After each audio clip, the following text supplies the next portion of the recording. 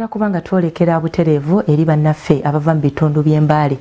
Omukulembeze w'ennono eruuyi eyo ayitibwa Omukuuka.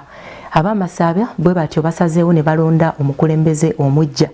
Ebigambo bino olugudde mu matu g'omuwandiisi w'Obw'Amasaba Wepondi Godfrey.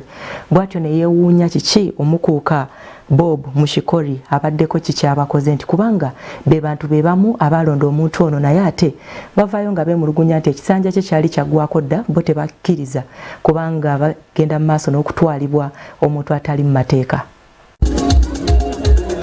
Enjawukana zibaluseewo mu b'Amasaba ekibinja ekimu bwe kivuddeyo ne kirondawo Omukuuka omukulembeze ow'ennono. Bano bagamba nti ekisanja kyabaddeko kyaggwako mu Juni nga tebakkiriza kukulemberwa muntu ataliiwo mu mateeka. Balumiriza nti oludda olukulemberwa Wedairia Nelson lwewaggudde ne lulonda Mudoma Mike mu bukyamu.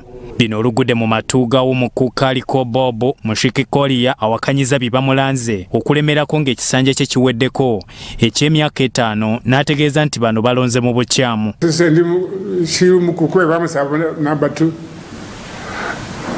Seshinyako hanga bantu bakotsinzo litu bantu baliyo bakyenda anzio belanga ngano yo balonda Bukuuka munjeri yawe seshimbahanga tawe papa. Wedairia Nelson akulembeddemu enteekateeka zino agamba nti alondeddwa bamulayiza sabbiiti eno.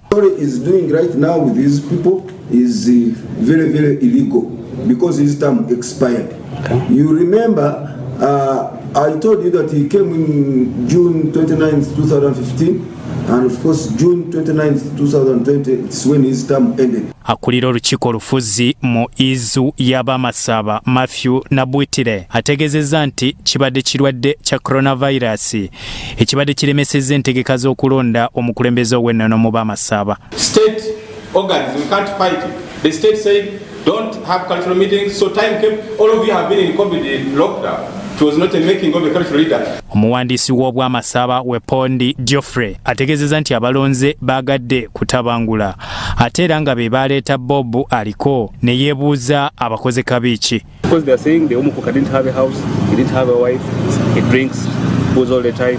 I said, okay, when you went out to search Omukuuka, what happened that you brought this one? So I told them, one, that is bribery. You bring a wrong person and now you want to exit him. So let's exit you first. So when you say let's exit you for bringing a wrong person, that's started the war. Abakulu mu Mbale abeebuuzibwako ensonga z'Obw'Amasaba betwogeddeko nabo basabye enjuyi zombi ziteese bave ku kukaayanira ssente nga basawa ettaka bw'alambika. Not an investment organ where you go and make a profit. Inzu is supposed to work for the best of the B'Amasaba. Inzu is not about buying and selling because after all it's not a profit-making organ. So if you turn it into a profit-making organ, an income-generating project, that's where you have a problem.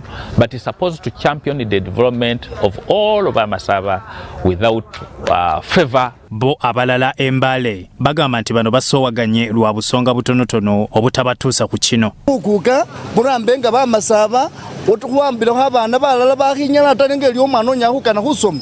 Omukuuka ambireho omwana ayo asobole kusoma naye atseke burangisi. Byamakumbi Emmanuel, Soroti TV, Omunyo.